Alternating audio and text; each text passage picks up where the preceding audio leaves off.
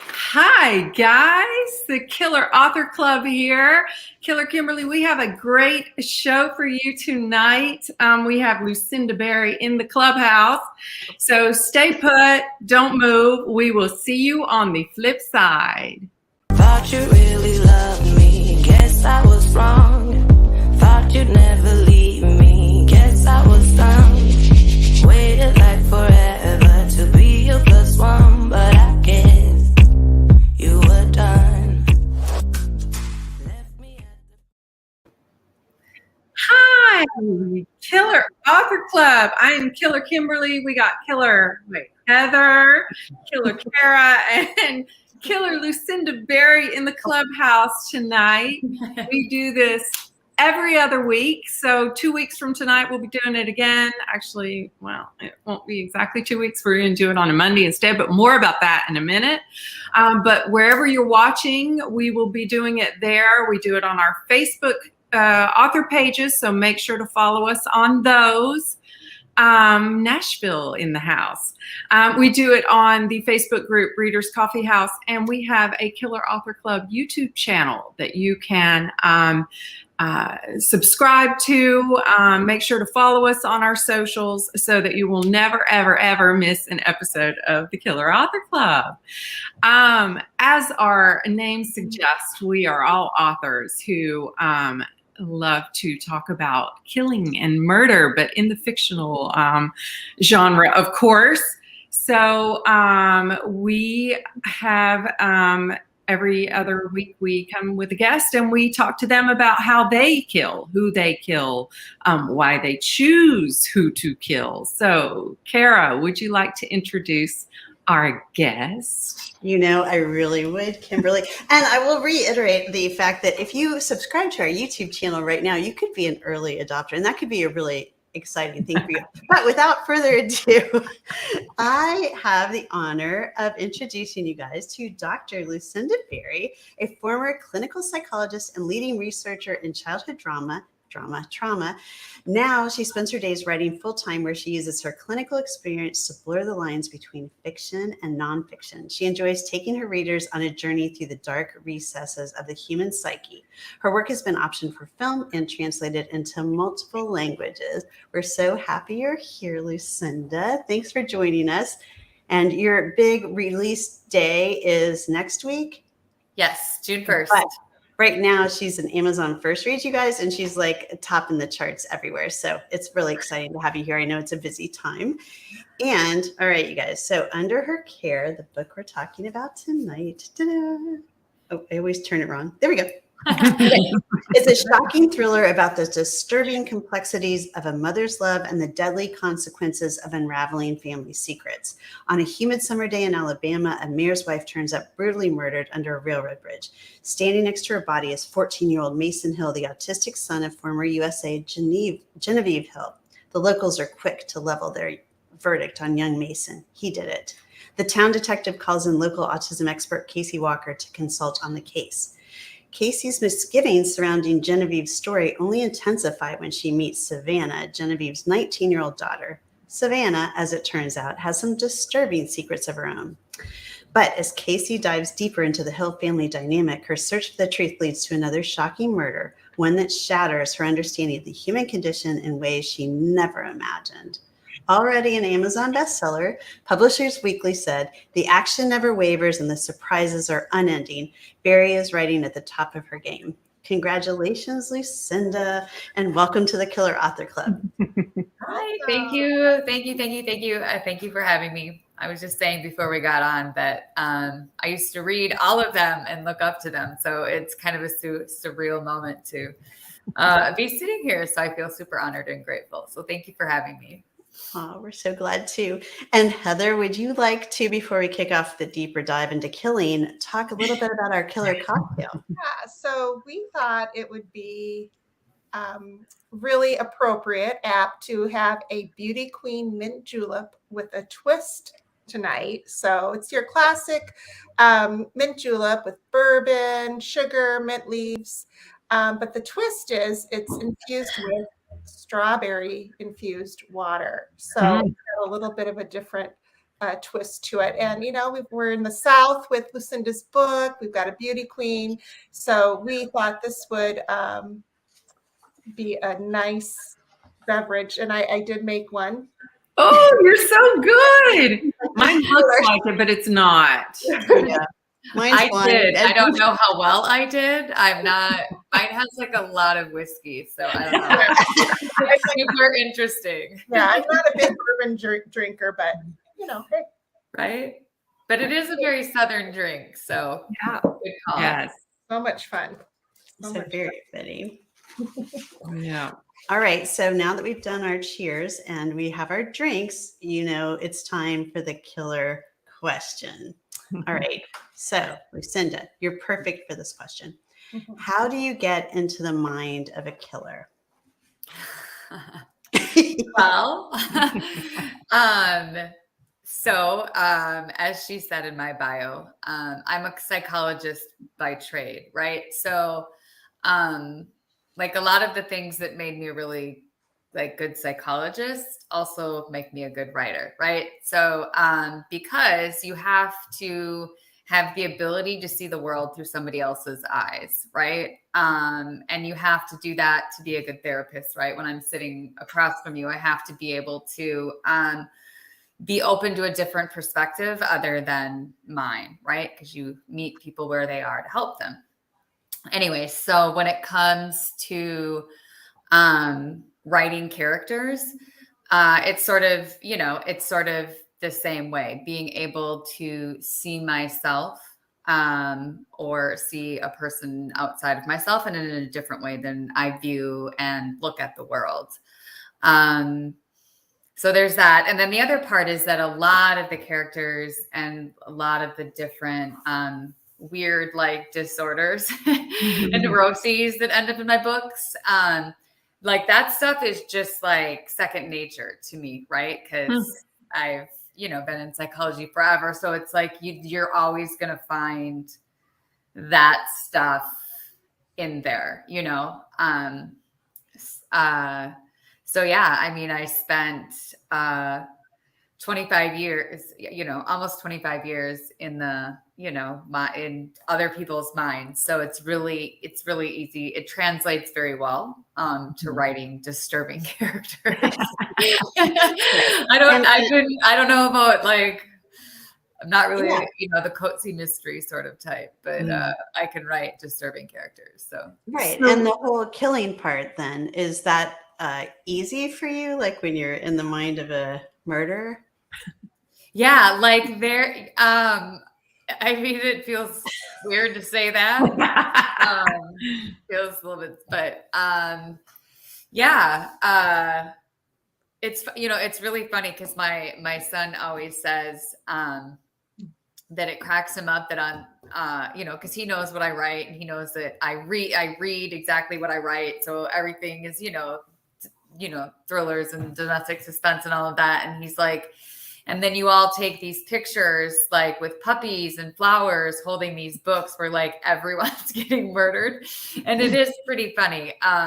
It's what does that say about us? I don't know. Yeah, we can't go there really. I mean, it is. It's funny. But yeah, I've always, it's like that meme. I watched a serial killer documentary to relax, Right. I find it, I find it fascinating. I find the dark side of humanity fascinating. Mm-hmm. And we've got enough people that explore the light side that I just think it's fun to explore the other side. So, yeah. And so. Yeah, So when you come up with the premise for a book, what comes first? Is it the crime? Is it the character? How does that pop into your head? It's really been different with different books. It never happens the same way. I'm not super formulaic. So for Appetite for Innocence, that whole idea came from one line, and I still, remember it. It's the opening line of the book, and it just all fell out from there. It's, putting her earplugs in her ear to drown out the sound of cries. And, you know, and it was, and that's how it happened. The Perfect Child was, that was my first reads. Oh, Some years ago. Yeah. The Perfect Child is, oh, it's always the other way. The Perfect Child is, you know, the book that introduced a lot of people to me.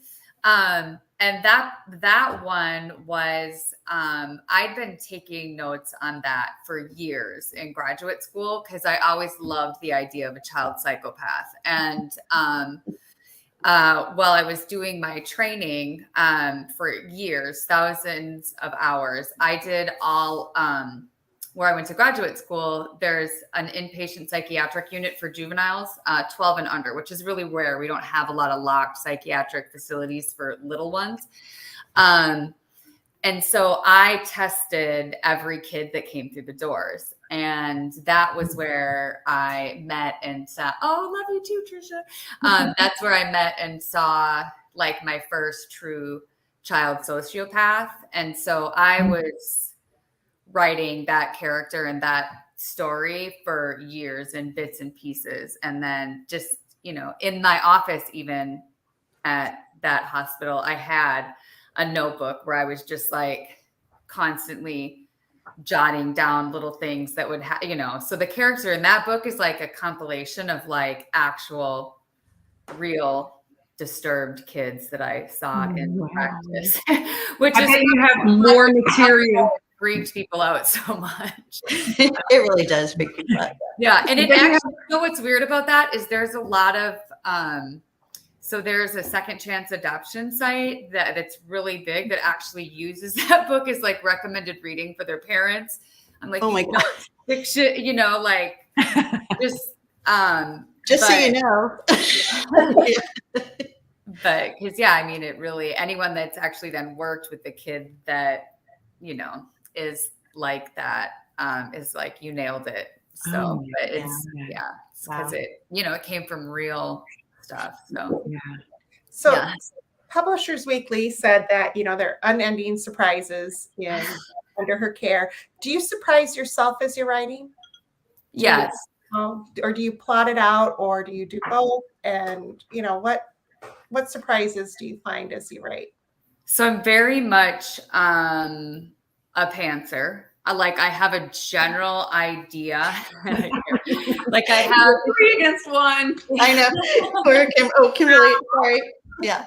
Okay. Yeah. So I just, anytime I've tried to like plot anything and get real like detailed and outline-ish with it, it just feels very unnatural and very like forced for me. Like I feel like, you know, and you know what it is for me? It feels too much like nonfiction in my academic writing, right? Because like that's a different part of my brain, and I've had to do a lot of that sort of writing too. And so when I start it, the book almost never ends like the way that I think it's going to end in the beginning. Like sometimes, yes, like a couple of them, well, like The Perfect Child and Phantom Limb, I always knew how those two were ending.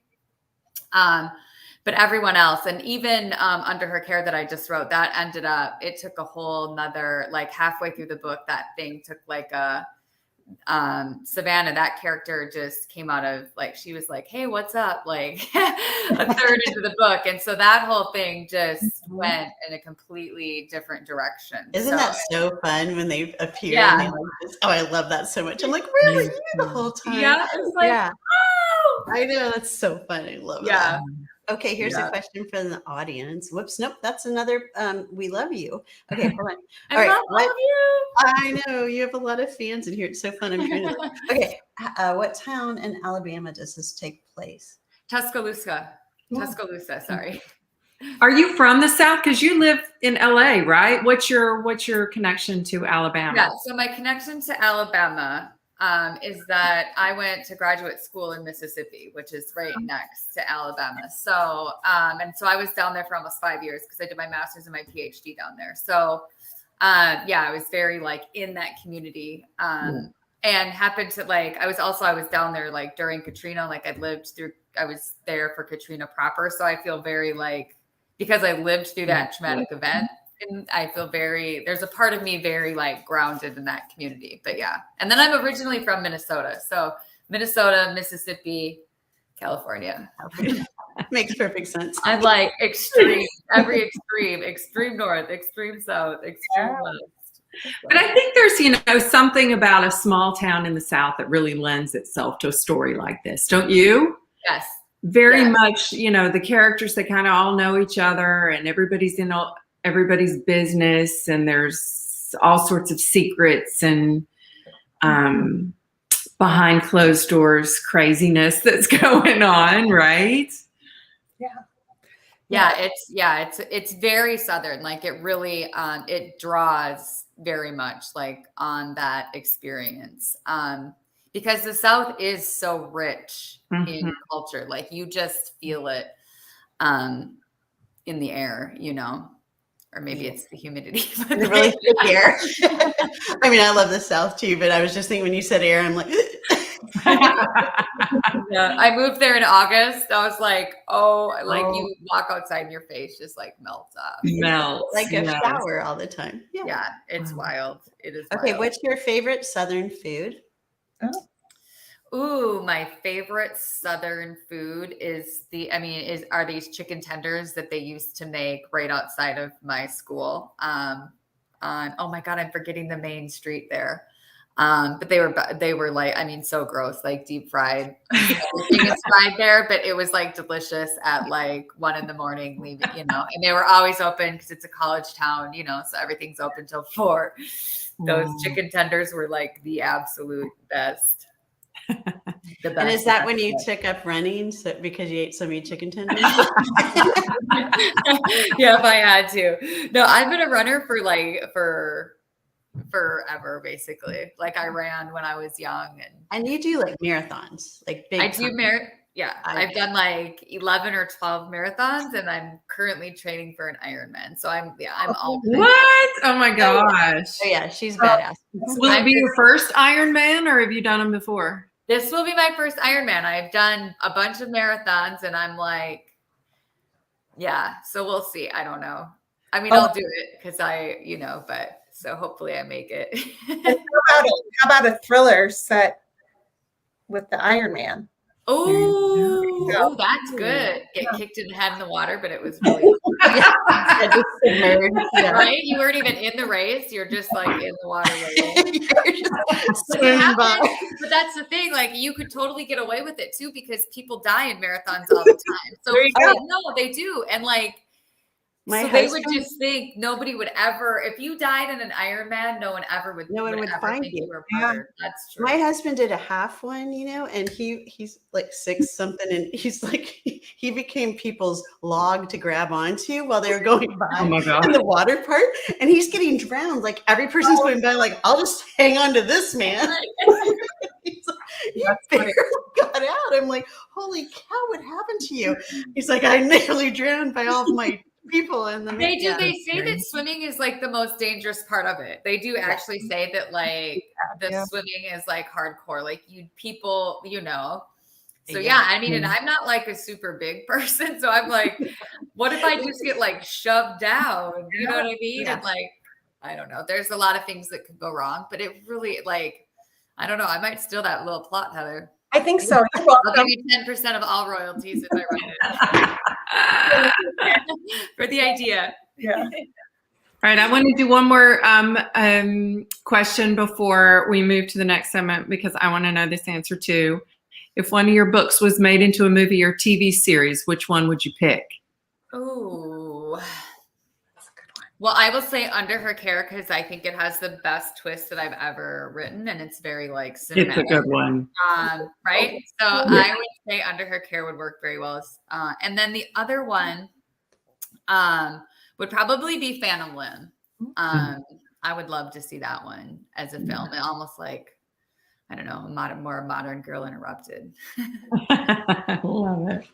Well, we do have 2 copies of Under Her Care up for grabs.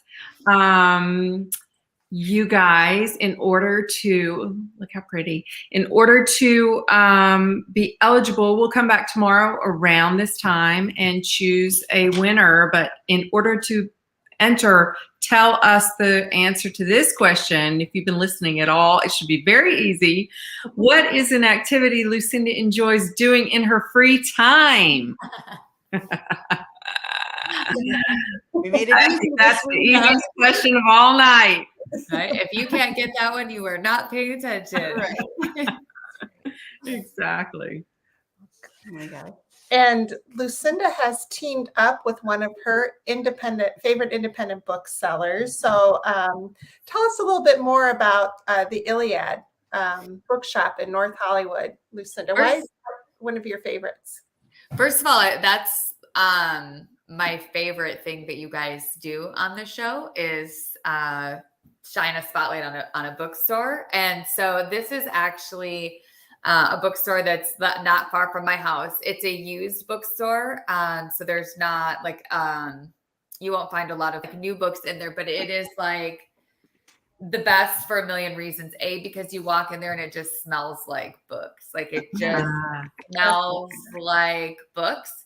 And it has all of the like old school ladders everywhere that you can just like move everywhere. Like I feel like nobody lets you do that sort of thing anymore for like liability reasons. Like everyone's afraid. But like you just get to like, you know, you have the ladders that just go everywhere. And then there's like 3 cats. That's like my other favorite part is then there's like 3 cats that just roam in the store, and you can find books there that you can't find anywhere else. And it has amazing artwork. Like there's a mural all around the building on it. And that's great too. Like, yeah. And I think I read that many TV shows, films, short films have been filmed at the Iliad. So how cool. Yeah. So you can look at it or look for it in pop culture and find it there. Yeah. And they when they get a lot, then they'll also like on the front, well, they sort of stopped doing it during COVID because, well, we all know, but like, they would just have books that they would give away too, that you could just, you know, if they had multiple copies of things that you could just come by and, like take out of the boxes. And yeah, it was like when my son was little, it was like one of our favorite little outings to bike down to was the bookstore, you know, and like see what was in the, you know, the boxes and pet the cats. And, you know, we spent hours inside that bookstore. So yeah. And they're great people. They're great. That's the other part is they're great people. Yeah. Book people are great people. And so we will, if we haven't already, we'll drop that link to the in the episode. But we also want to say that your newest Under Her Care is available for Amazon First Reads now. It will be available everywhere on June 1st. So we'll make sure to drop the link to Amazon into the comments as well. But first, it's everywhere. Which one is that? I know. Whose is that? That's yours. I'm surprised mine aren't joining in. Actually.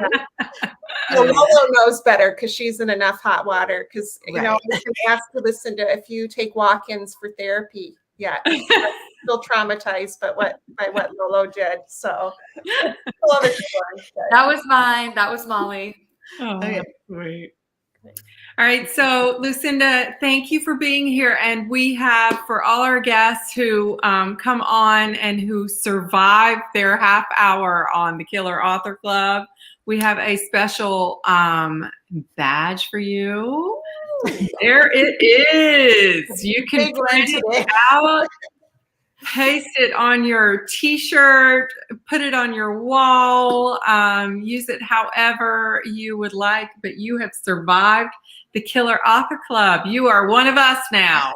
Thank you. We need t-shirts. I know, we're working on that. We need to make t-shirts. Y'all need merch. We're working on merch. Working on it. Stay tuned. I want a t-shirt. I know, me too. We all do. We're like, we need merch. Right. Well, thank you so much for having me. I knew it was going to be a blast tonight. It was like So it gave me something to look forward to all day. So thank you. Thrilled you were able to spend some time with us. Yeah, we appreciate it. It was fun talking to you about killing. Right? Sure we will again. And now, since you guys are all still here, we're going to tell you next week will be on or not in 2 weeks, sorry, every other week, not next week, will be on a Monday, but it will still be the Killer Author Fun. And we'll be speaking with an author who credits a failed attempt at a startup company or an early midlife crisis when deciding to follow her oldest passion. She started writing and never wanted to look back. Her newest novel has been described by the New York Times bestselling author Lisa Unger as fiendishly clever and deeply chilling, with dark wit, searing prose, and a plot that twists like a strangling vine. So there you have it. So there you go. So you'll want to come back. And so thanks again, Lucinda, for being here tonight. And to all of you guys that were here, please answer the questions. We'll be picking the winner in the next 24 hours, and we'll post it. And what else? Am I missing anything? So we'll see you on a special Monday episode, June 6th, 9 p.m. Eastern, 8 Central, and 6 Pacific. And thanks again for being with us. Thanks, Lucinda. You. Have a good night, everybody. Left me at the party.